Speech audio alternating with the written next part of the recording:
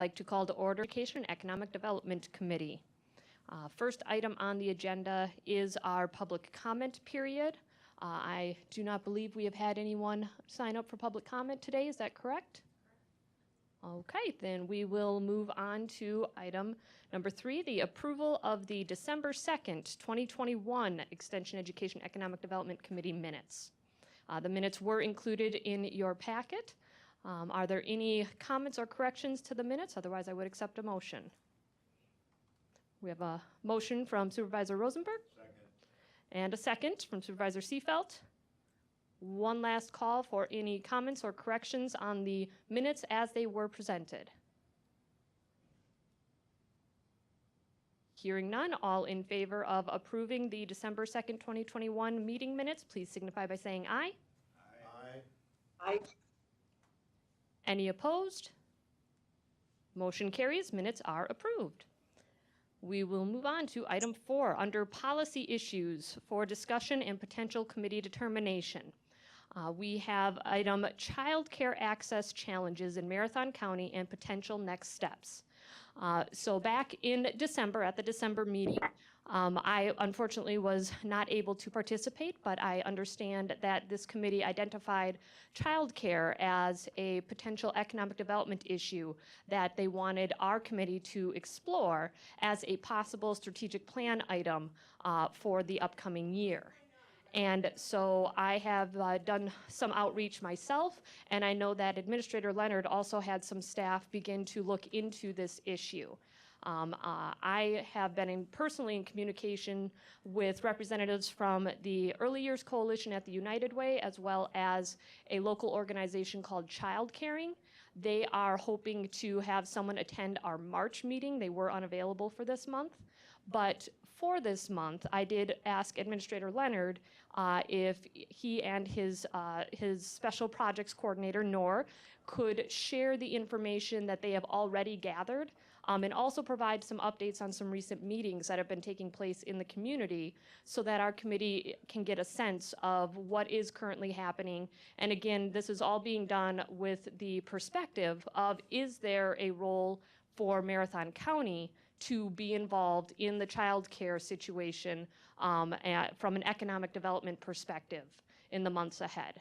And so with that, I will pass it over to administration. Thank you, Chair Guild, and I don't know if Nora is on. I know we had a meeting earlier today actually on this very topic, but if she is, she can chime in at any point. But based on the committee's conversation that you had at your last meeting, as Chair Guild indicated, we began to do some preliminary work, and it's not surprising to anyone, I'm sure, that's in this room or appearing virtually. The topic of child care access and the challenges that come with it is something that has been an issue for a number of years, and it has been exacerbated by the pandemic. So I asked Nor, who just started in our office and is doing a great job as our special projects coordinator, that we are essentially piloting that approach to really get some information on those challenges, how it's impacting the workforce shortages we're seeing.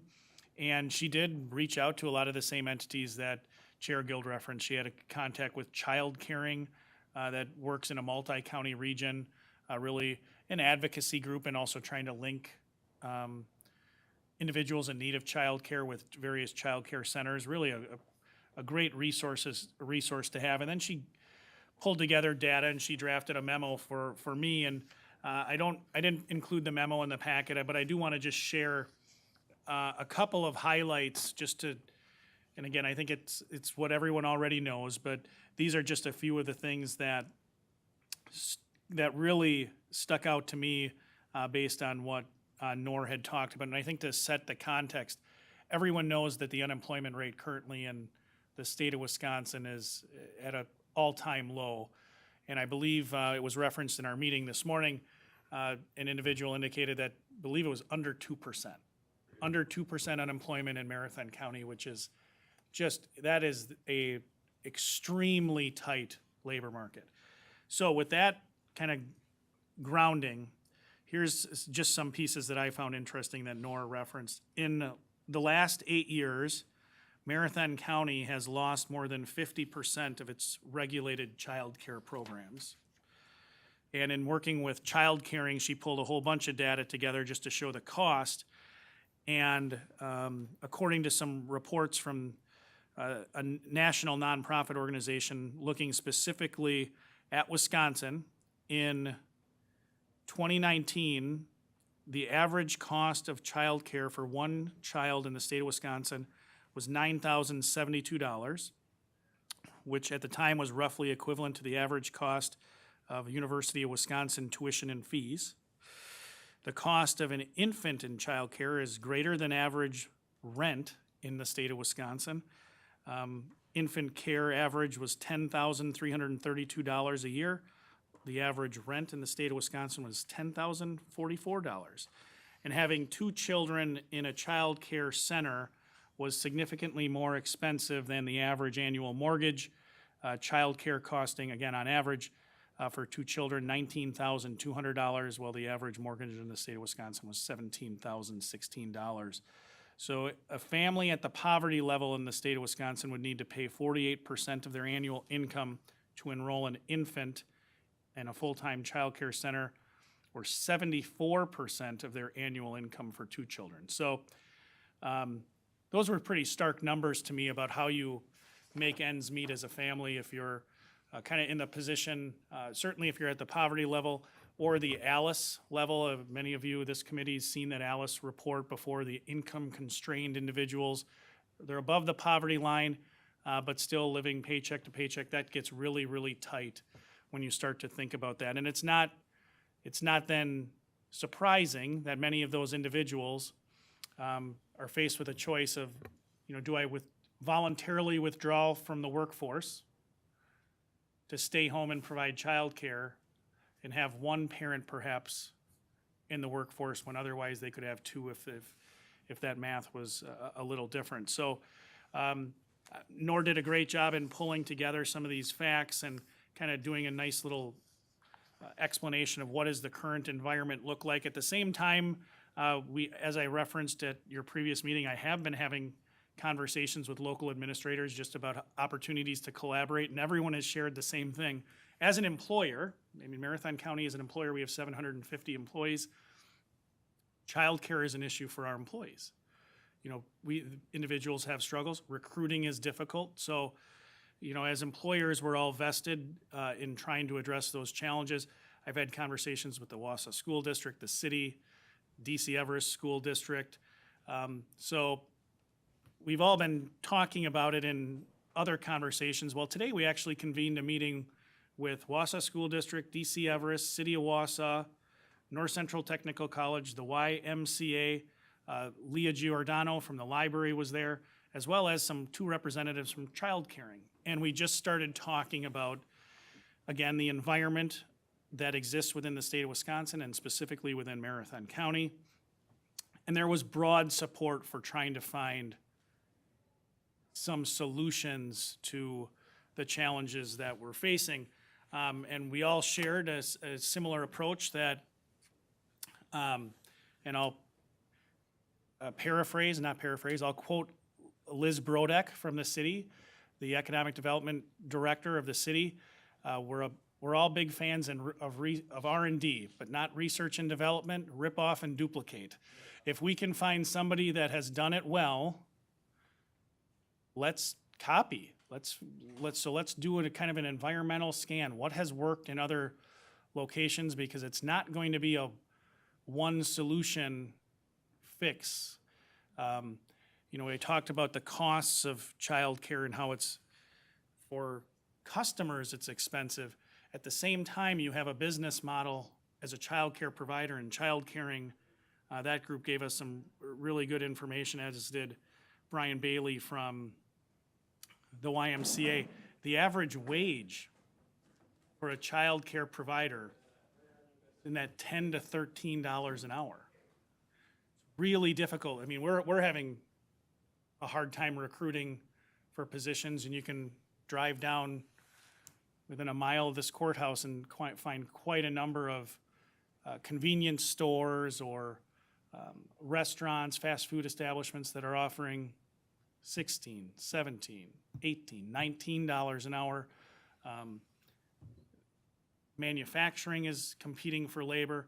So it's really hard if you're a child care provider and you're able to pay $10 to $13 an hour, and the vast majority don't have benefits, to try to compete in that same area. And they can't just raise prices, because I talked about before, there's a lot of people that already can't afford childcare. So it's a really complex environment that we need to work in. And child caring gave us some information about programs that exist at the state and federal level, because certainly our partners in other levels of government are likewise interested in trying to find ways to impact this challenge that exists within the labor market. So we don't have any great next steps other than we're going to start sharing a lot of information directly with each other. Again, the draft memo that we put together, working with child caring, we're going to circulate that to those other groups.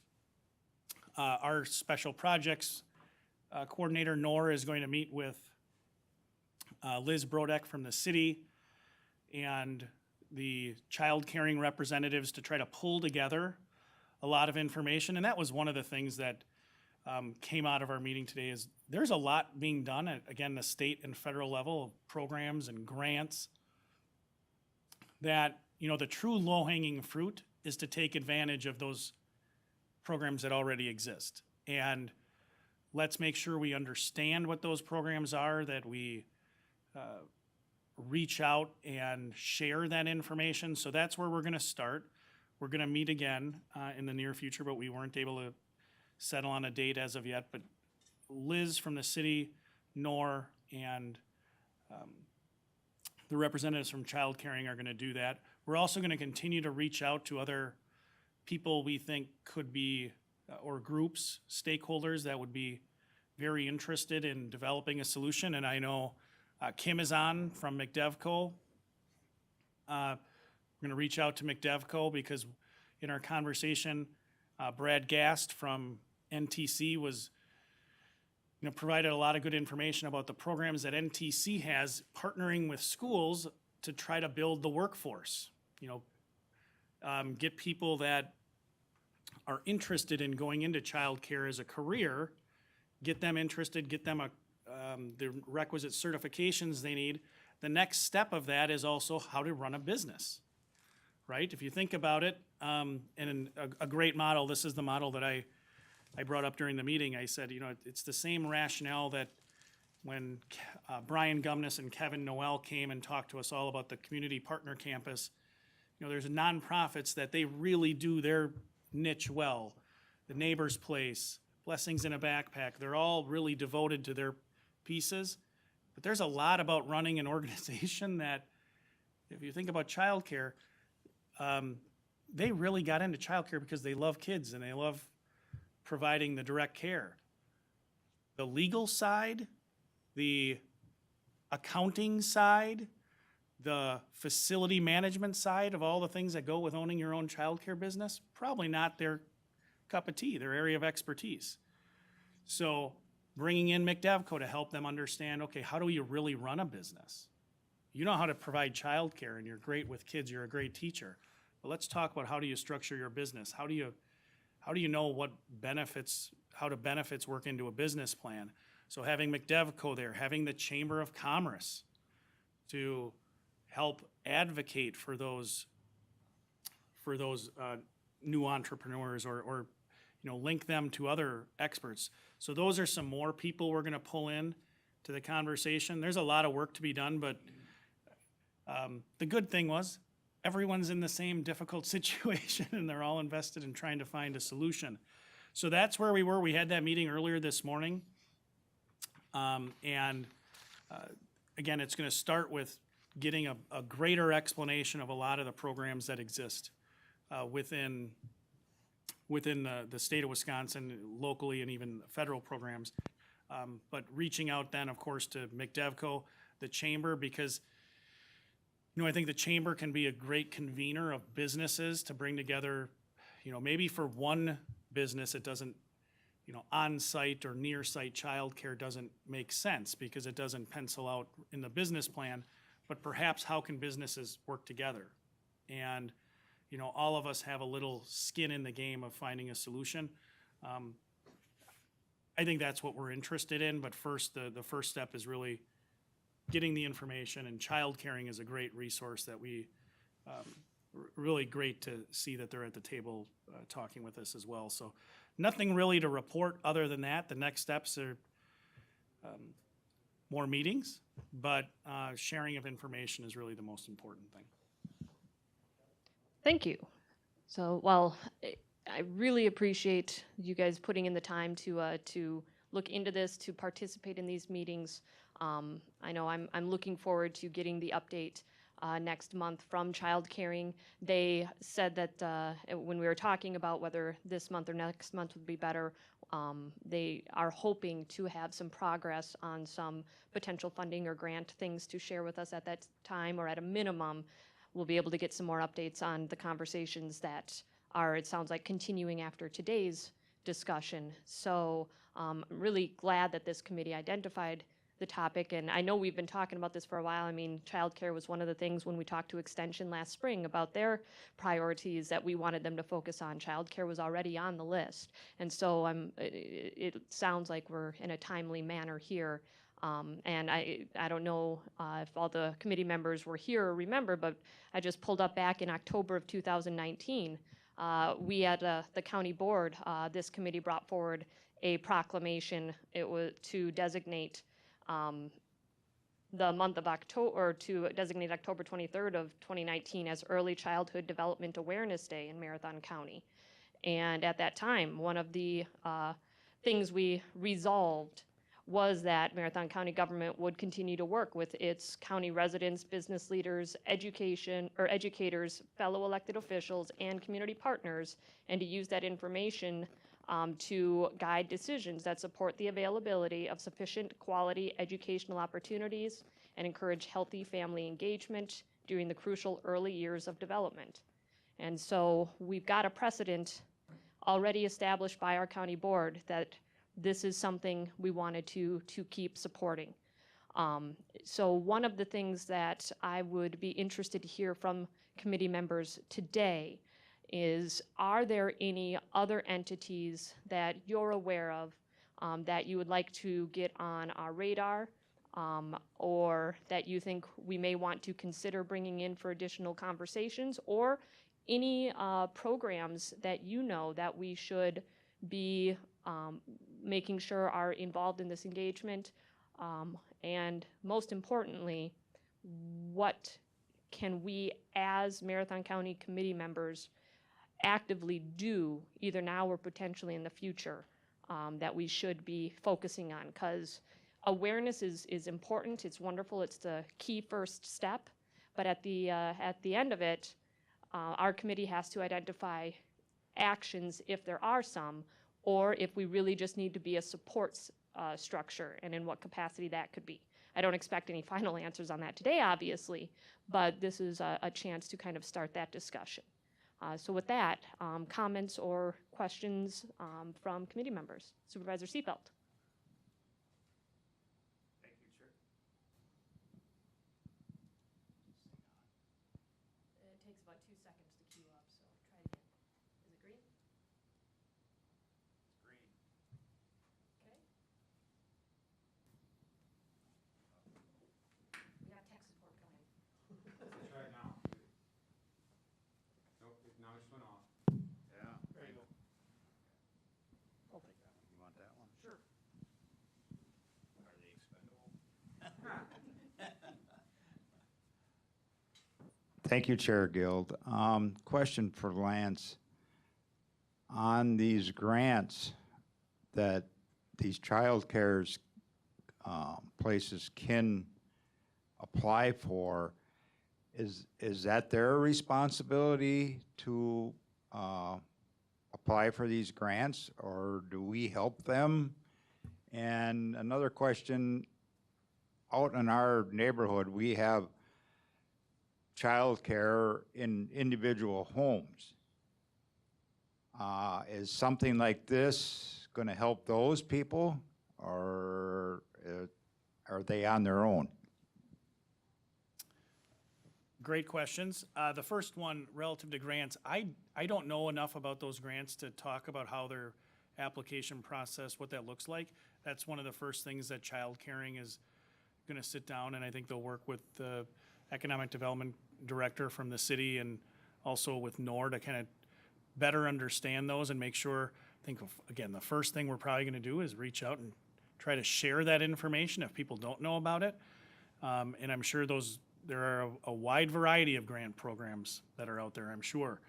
The second question with respect to the kind of in-home providers, I think the one thing that I left with our meeting this morning that was very clear to me is that this is not a one-size-fits-all solution. You're gonna need to have, and NOR did some initial research on, hey, what's worked in other places, and they're all over the map.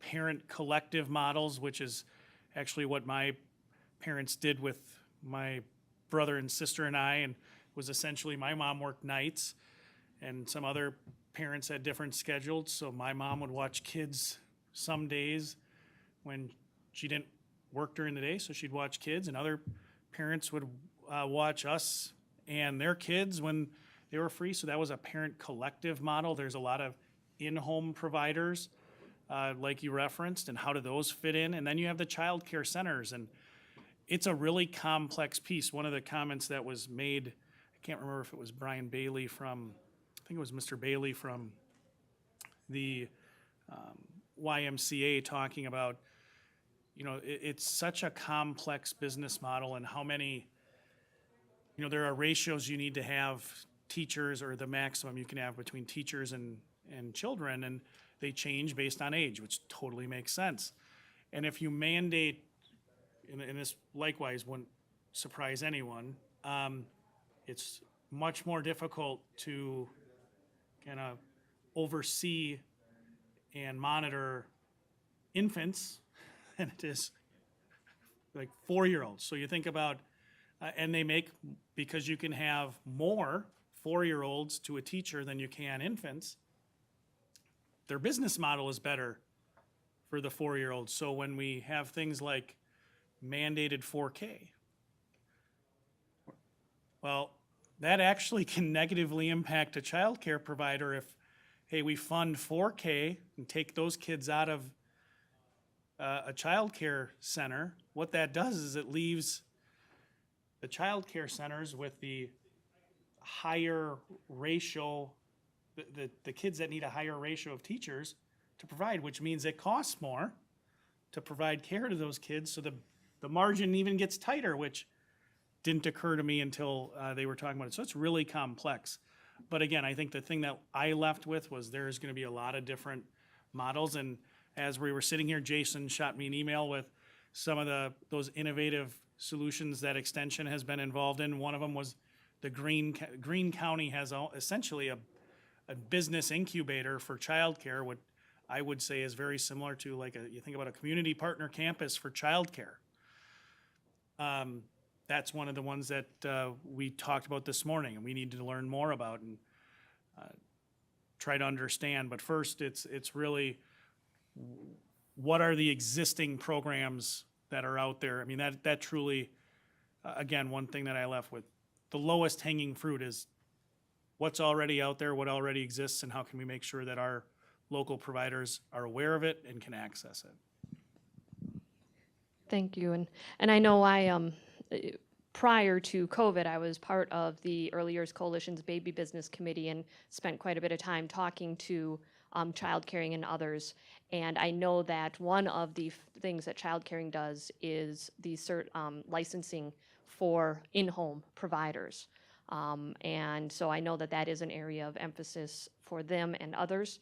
I also know that before COVID, we had lost, I believe, and actually I think I have it right here, 55%, I think, of our seats in the, from 2011, which was about 1,000 different individual spots. Since COVID, we've lost more, especially because of the factors that Administrator Leonard shared with low pay, low demand, and really even people starting to work from home. But now they're going back and they're trying to go, and their providers aren't there anymore. So there's going to be some really interesting opportunities here, but licensing and things along those lines is going to be something for us to monitor. Most of that's at the state level, but that doesn't mean that there couldn't potentially be a role to play there to try and encourage more in-home providers in some areas and group providers where it makes sense. Other questions? Supervisor Rosenberg? I don't think it's on. Oh, there it is. Do you have any sense of, you said 50% of the regulated providers are gone, and I assume that's licensed. Any sense of how many, or what percentage of children are in unlicensed or just unregulated situations? I don't have any sense of that. I think that's a great question when child caring will be able to come here and they can, I mean, they're very knowledgeable, very, very knowledgeable. It was Kelly and Mickey from child caring this morning that we met with. Great questions, and I would encourage you guys to give some thought to what questions you want to ask them before they come here. But when we were talking, I somewhat in jest, but when Brian Bailey was talking about, you know, the work that the Y has done, and they've done a great job. I mean, just the difficulty of the business model of providing childcare, it was striking to me. I mean, your ability, you really can't raise your rates because people already can't afford it, and you struggle to retain staff, and you can't pay them much more because you already have a very tight business, a very tight margin. It's a really complex issue, and how we solve it. I think Chair Guild alluded to this. What's the role of the county is going to be a significant piece, but there are communities that are doing well. The Greene County Business Incubator or Business Accelerator Program, that was intriguing. How do you incentivize these parent collective models? There's a lot of innovative things that are happening. We just need to find what does that look like and how do you make it work in our community.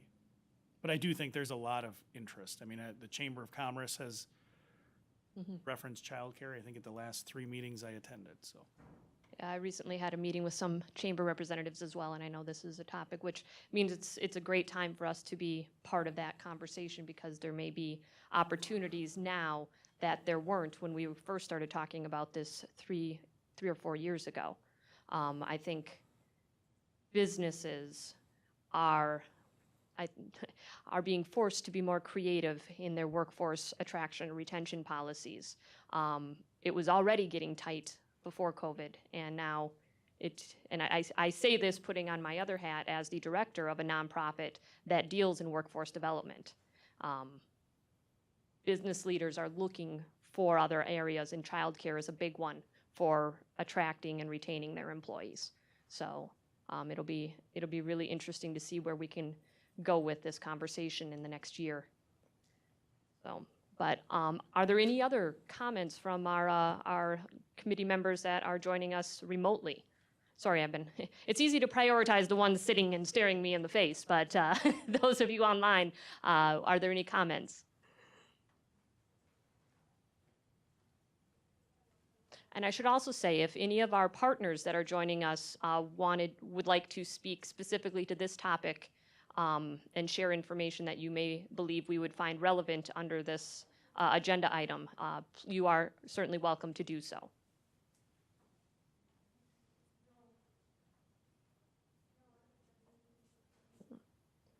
All right, otherwise, hearing none, and hoping no one is just stuck on mute, then I will call this item closed for today, but please do continue to think about this topic, knowing that we are going to be bringing in some experts and additional information 4 weeks from now.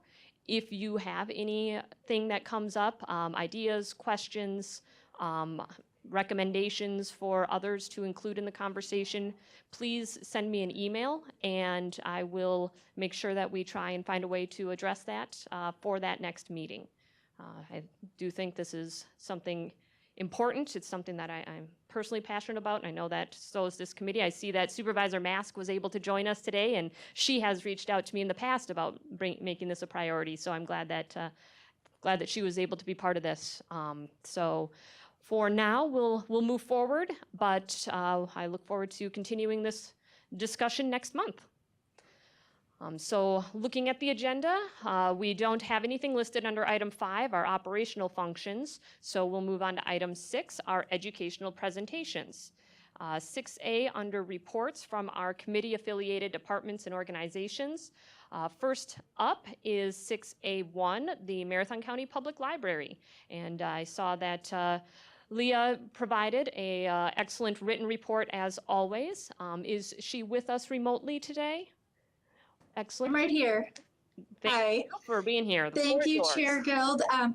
Yeah, I didn't have anything of value to contribute to Lance's excellent description of our meeting earlier today.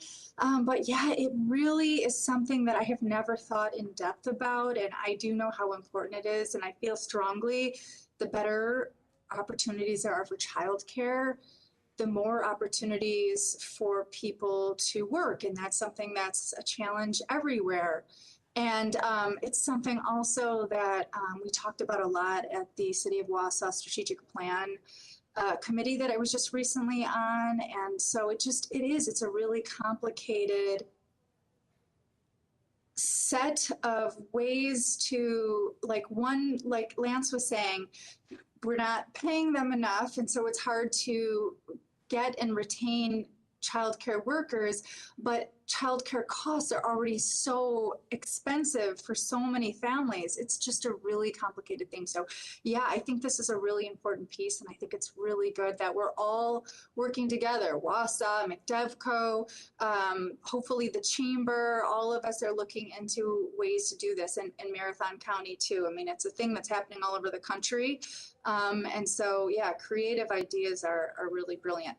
Anyhow, sorry to delve off into the weeds, but it was really fascinating and really thought-provoking attending that meeting earlier.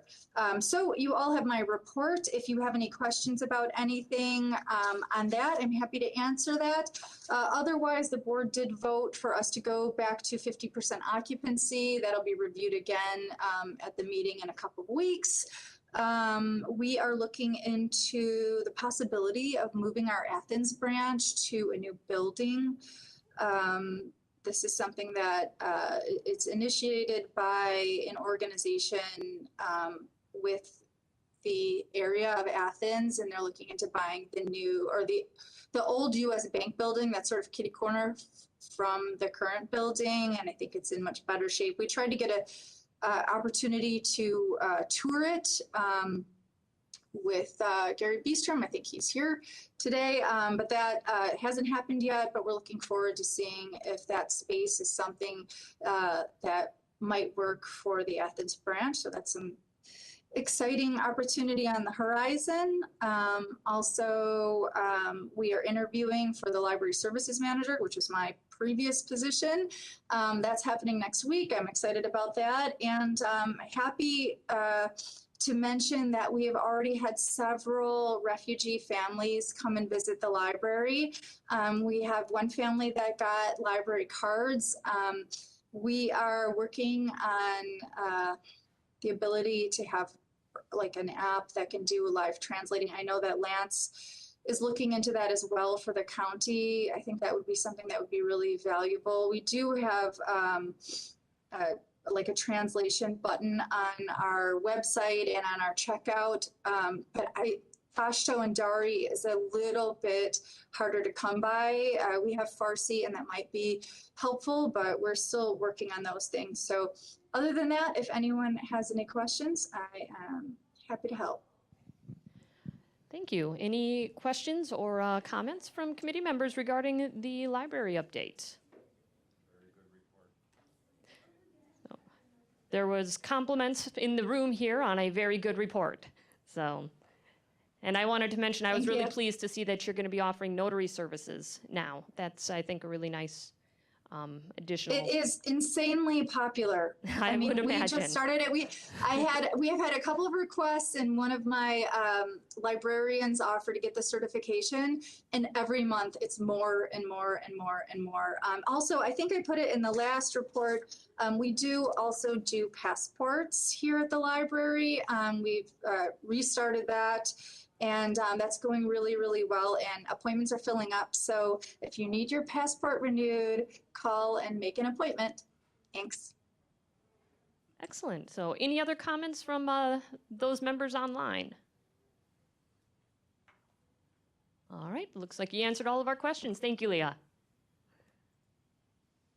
So then we'll move on to item 6A2, the apparently infamous Mcdeco, and with its new director, Kim Weber. So I believe this is the first time I've gotten to welcome you to this meeting, Kim. So thank you for joining us and for both the written report, and looking forward to hearing more information. Absolutely. So I'll kind of just high-level overview. We've obviously got our gap financing here. A lot of conversation working with a lot of our lenders to get these funds out in the start of the year as we just exited audit, so that's super exciting. Segueing into entrepreneurial development, I've got something that I think is going to tie really nicely to the childcare conversation that we've been having. So I'll get to that in a moment, but first and foremost, entrepreneurial development, our 16-week course is just wrapping up now. So students now have to submit a business plan for the course to be fully completed. So that's taking place, very exciting, and some great businesses that I think will contribute to our county. We're also in the middle of our Lunch and Learn series. So we get together once every week to kind of explore Braving the Wilderness by Brene Brown, explore different topics, have some great dialogue. And the Own It, Grow It is one that I'm super excited about. So March 21st through the 23rd, which coincides with the student spring break, we'll be hosting an entrepreneur development youth program at Mcdeco for students aged 12 to 15. And they're encouraged to attend if they have interest in starting a business. They've got that entrepreneurial mindset and they want to explore that space. So I have partnered with the different school districts as well as the Boys and Girls Clubs to arrange transportation for those students that are going to be on spring break, not going anywhere, and not sure how to get out to us at the EEC. So what could be really cool, and you know, please, if you need a different flyer than the one I've attached and you'd like one, how can we get this around to show, you know, we talked about childcare and how do they start their business? This would be a really great, they're within the age to babysit, small number of children, but also a really great way for them to get thinking about that. So I wanted to throw that out there as something that is where a lot of our energy is going to go before we reinvent our spring program for education, only hosting the 16-week course once a year, because I think there's going to be other pop-up space where we're going to have to accommodate such things like you guys talked about with how do we get them some of the entrepreneurial development for childcare? What are some other things that people are asking for, and how can we team up and partner with some folks that have already done these things before, and we don't reinvent the wheel, as we've been talking about. So very excited about this program. Please reach out if you have any questions or suggestions about how we can increase the amount of people that attend. Next, CWED, I am looking to take over Vicky's position from retirement. We've been working with the Wasatch Regional Chamber on their strategic planning for the year, and we still continue to work with NCWROC. We've been writing a lot of grant recommendation letters for the Bounce Back program. So anybody moving into a vacant lease space or space in general is eligible for $10,000, and Mcdeco helps facilitate what's needed for that. And we still are administering the DOA CDBG funds for micro businesses. So now that we've kind of gotten some of the kinks worked out, we have been very seamlessly processing these and getting the funds out in the community. So that's super exciting. And then finally, for municipalities, we've got our next Zoom meeting next month. We always host them on the third Wednesday of every month, and I will have Gordon Kroll from Centergy presenting and doing a Q&A session for our municipalities in regards to different things that they're working on and how we can all tie together and coordinate our efforts as a Marathon County workforce team. So that is kind of what I have for you. Any questions? Thank you. Any questions from committee members on the Mcdeco report?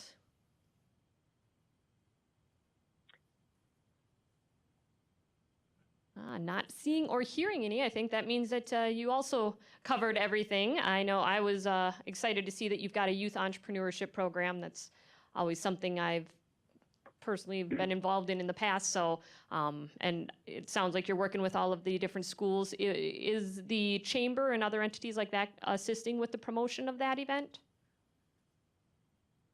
So yeah, I'm going to reach out to them. I wanted to work with our school districts first because we are offering, so it's $100, but we're offering a scholarship.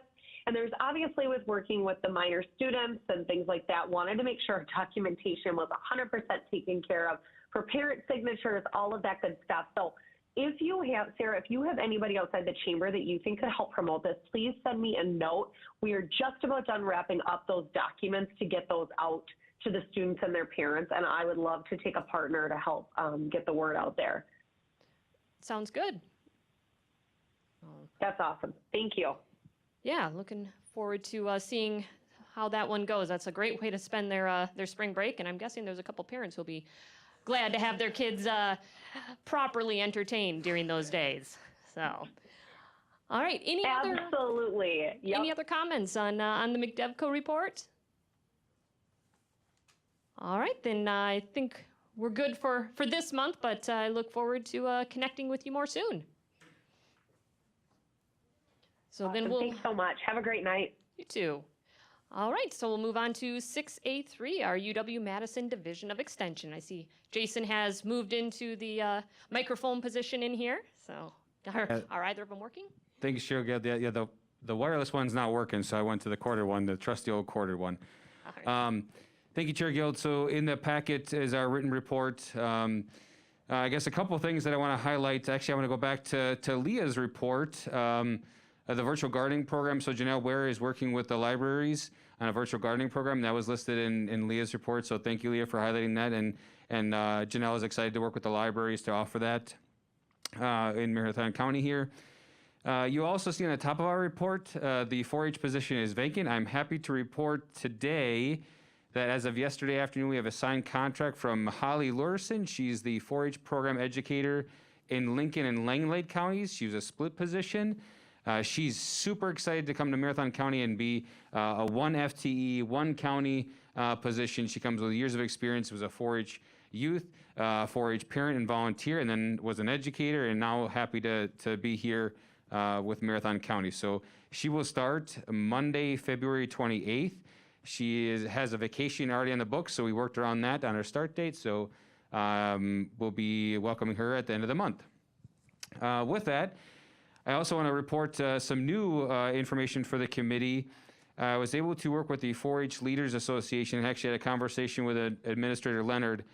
Kind of fortuitous to some extent that in 2020 and into 2021, many of our young people were unable to travel with some of the 4-H trips and conferences that they were canceled.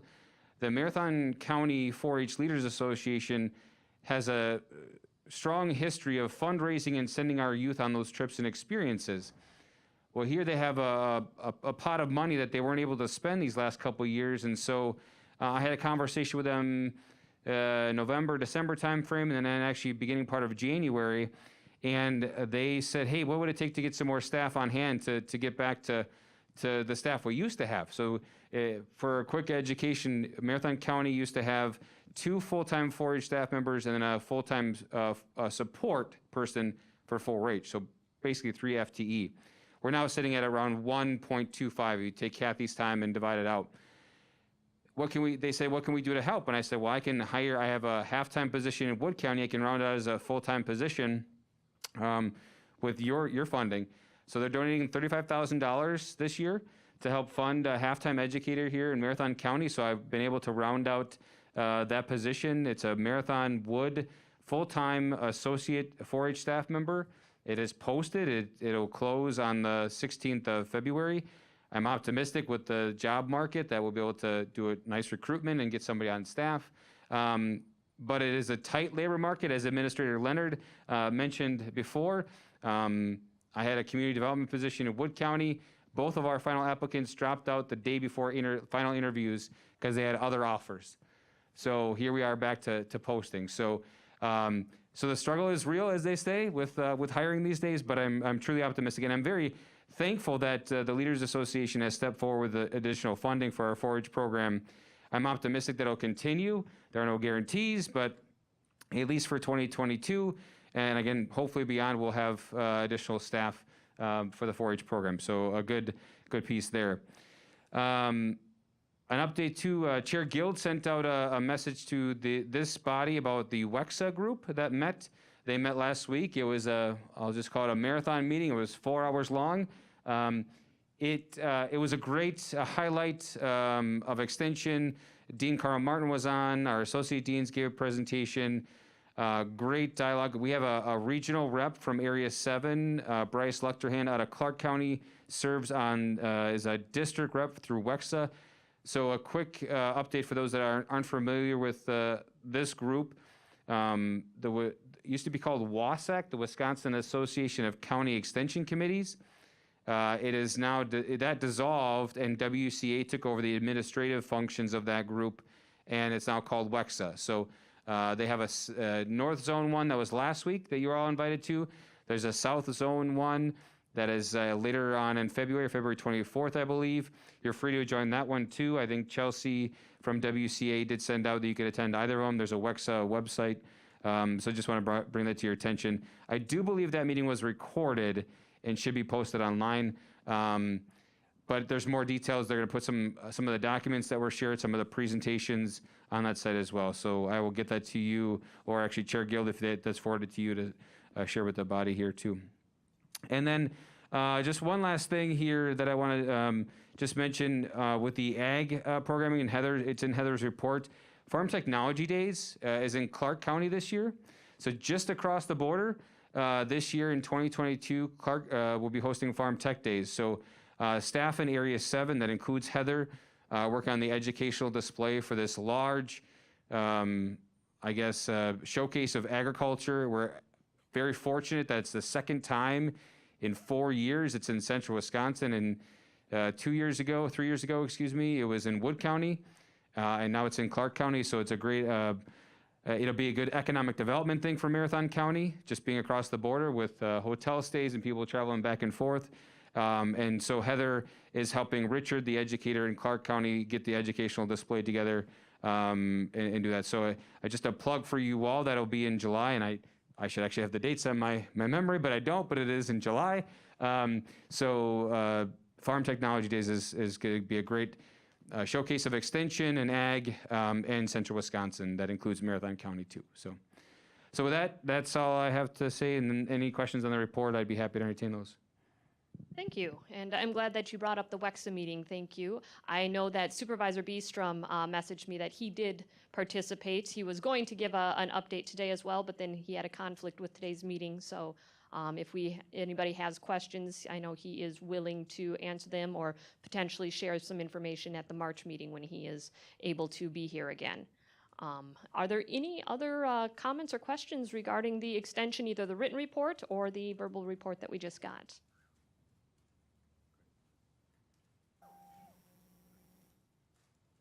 Supervisor Seebelt. Let's say those microphones are just not your friend today. Not yet.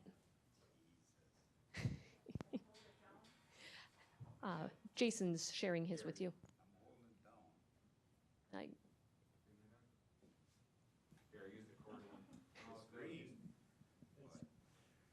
Or actually, Lance, why don't we move this one? I'm not loud enough, I guess. The floor is yours. Yeah, I'm pleased to see that we did feel that Lori did take that. She is a very enthusiastic person.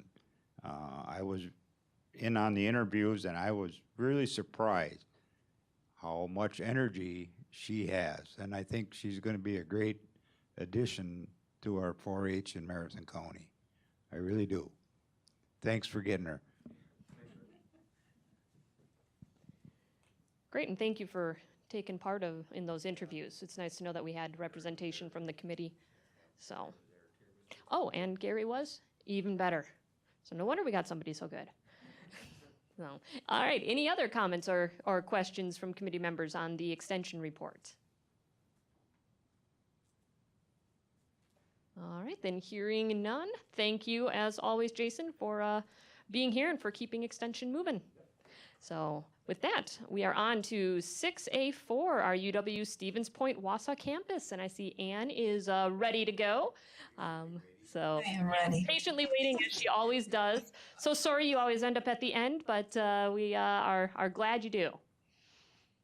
Well, you did that to accommodate me having to be at the testing site. That is true. There was a purpose to that. Right, but now I'm not down there because the testing site is in Eastgate Hall, and I'm delighted by that. More community members seem to be accessing it at that location too. So that's good and bad. But I'm also glad that I get to follow the other reports because I'm always tickled to hear about Mcdeco because I always am reminded that you incubated our Taste of Jamaica restaurant on campus here, which is just, I know Supervisor Book has been in to sample the food, and I'm hoping others will too. It's fantastic food. So I'm going to plug it every meeting. And I'm hoping that more folks will walk in. She offers lunch Monday through Friday and then dinner on Fridays and Saturdays. My report otherwise, I think largely captured what it was that I needed to update you about.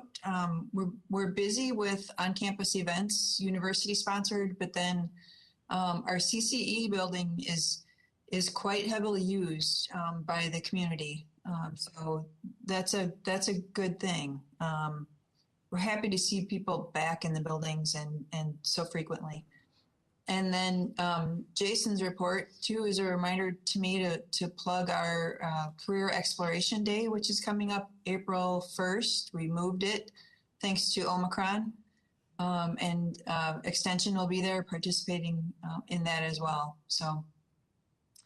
Good things going on. You'll meet Chancellor Tom Gibson, next month. He was supposed to be at the county board meeting in January, but was sick. So we pushed it off to February. So you'll meet him then. And I think he's eager to talk with the county about his vision for our campus. He's really excited about our branch campus and the opportunities that lie here. So I'm looking forward to the visit. That's all I've got, though, Chair Guild. All right, thank you. I have to say, at the risk of showing my nerdiness, when I saw the Hank talks that you have coming up, I happen to be reading Dune right now, and I'm like, oh, the desert planets. And I may be looking at that one if my schedule allows, but I'm glad that you are continuing to do those. We're a pretty geeky looking bunch, though, right? If you look at the poster. So nerds are welcome. Works for me. That's fun. And let's see, it looks like Administrator Leonard has a comment on the report. If I can, I'll do a shameless, since Ann was plugging a number of other people, I'll shameless plug for the UW. We were one of the organizations that recently utilized one of the facilities down there for our Martin Luther King Jr. Day On in-service event. It was a hybrid event, and I said this during my comments at the event. In-person events are hard to plan. Virtual events are harder. And hybrid are the worst. They are truly difficult. I just want to say thank you to Ann and her team. Chris Berge did a fantastic job for us with all the technology. We had in excess of 300 county staff. The vast majority, of course, were virtual, but we probably had at any given time between 50 and around 50 to 70 staff in the various rooms of the CCE building. It was really a great event, a lot of really interesting presentations, and we've heard great feedback from staff, but we couldn't do that event without the partnership we have with the UW. So just wanted to say thank you, Ann, again, for letting us utilize the building. Of course. We're happy to have you. Yeah, thank you for that. Are there any other comments on the report from committee members? Or apparently other partners? Supervisor Book's hand is up. Supervisor Book? I'm just going to add my own personal testimony for the Jamaican restaurant.